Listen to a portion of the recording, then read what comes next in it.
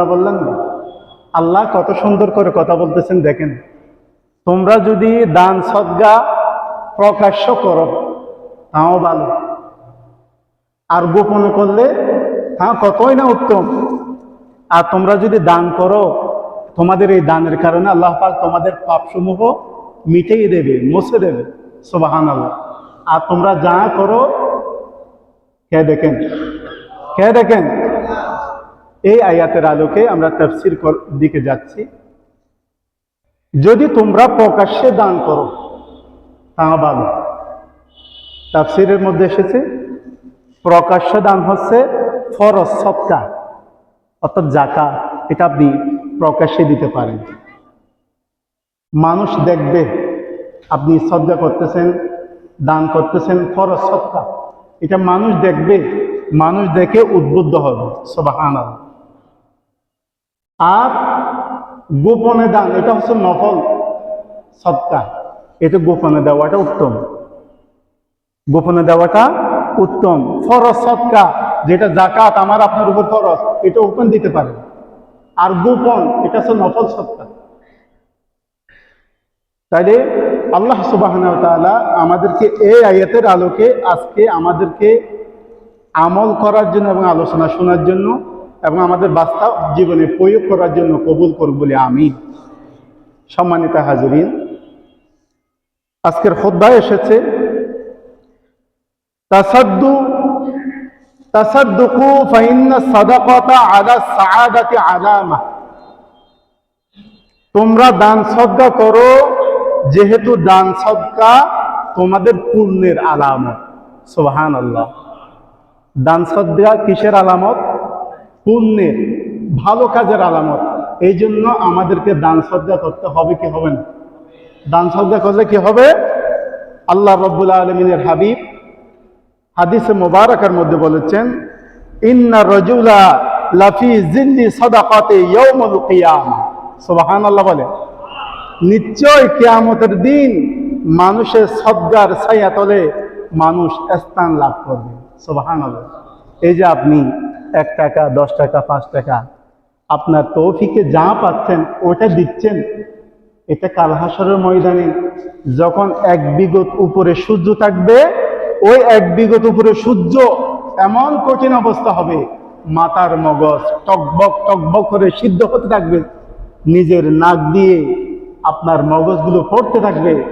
আজকে আপনার এই জীবনে আপনি যে আল্লাহর সন্তুষ্টির জন্য যে সদকা করেছেন, ওই সদকাটা কঠিন হাসরের ময়দানে প্রচন্ড রোদের তাপ থেকে আল্লাহ রাব্বুল আলামিন আপনার এই সদকাকে ছায়া করে দেবেন। সদকা করার দরকার আছে না নেই?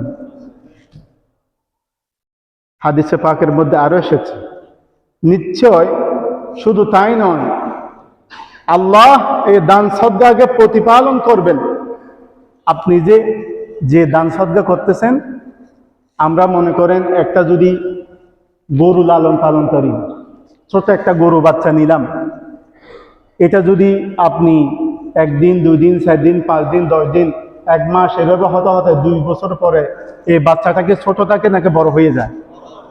আল্লাহর হাবিব বলেন, আপনার এই সদকা আল্লাহ রাব্বুল আলামিন এটা লালন পালন করতে থাকবেন। সুবহানাল্লাহ।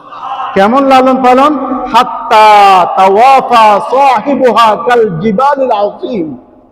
আল্লাহর হাবিব বলেন, এমন কি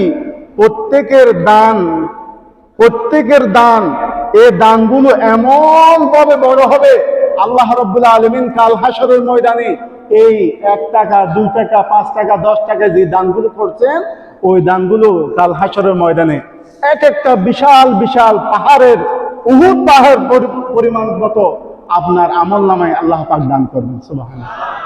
এবং আপনি হাসরের ময়দানে আপনার এই সদকাগুলো পাহাড় পরিমাণ হয়ে গেছে, আল্লাহ এগুলোকে বৃদ্ধি করেছেন, এটা আমি স্বচক্ষে দেখবো ইনশাআল্লাহ। হাদিসে মুবারকের মধ্যে আরো এসেছেন, আল্লাহর হাবিব সাল্লাল্লাহু আলাইহি ওয়াসাল্লাম বলেন, হাসিনু আমওয়ালাকুম বিযাকাত। তোমাদের সম্পদকে পবিত্র করো যাকাতের মাধ্যমে। সুবহানাল্লাহ। আমাদের এই কাপড় আমরা পরি, একদিন, 2 দিন, 3 দিন। সুন্নাহ হচ্ছে একটা কাপড় 3 দিন পরা। কয়দিন পরা?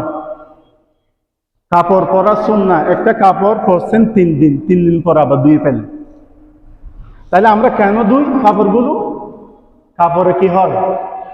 কাপড় ব্যবহার করার পরে কি হয়? ময়লা হয়।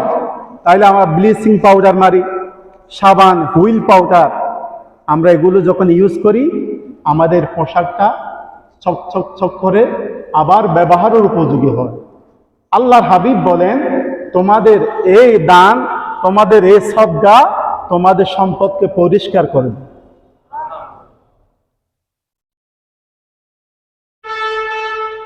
দাউ মারদাকুম বিসসাদাকা। আল্লাহর হাবিব আরো বলেন, দান সদকা দ্বারা স্বীয় অসুস্থতা দূর হয়ে যায়। সুবহানাল্লাহ বলেন। এটা আমার জবানের কথা না, আমার নবীজি বলেছেন, বান্দা তুমি যখন দান সদকা করবা, ওই দান সদকা দ্বারা আল্লাহ পাক তোমাকে সুস্থতা দান করবে।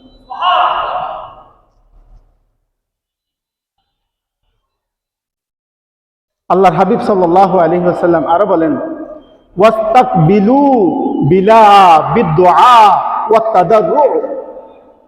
আর বলা মুসিবতের সময় তোমরা মোকাবিলা করো দোয়া ও কান্নাকাটি দ্বারা। বলা মুসিবত আমাদের উপর আসবে, আল্লাহ পাক কোরআনে বলেছেন, ওয়ালানাবলুওয়ান্নাকুম বিশাইইম মিনাল খাউফি ওয়াল জু'i ওয়া নাকসিম মিনাল আমওয়ালি ওয়াল আনফুসি ওয়াত থামারাত ওয়া বাশশিরিস সাবিরিন।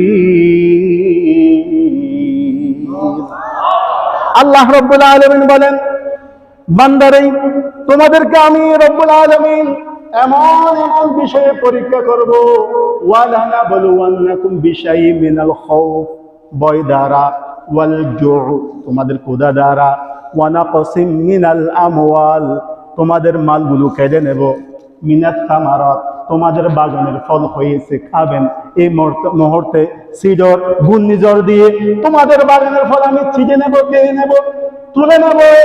এগুলোর মধ্যে যারা ধৈর্য ধরবে, এগুলোর মধ্যে যারা সবর করবে, ও হাবিব আপনি আপনার ওই উম্মতদেরকে শুভ সংবাদ দেন। সুবহানাল্লাহ।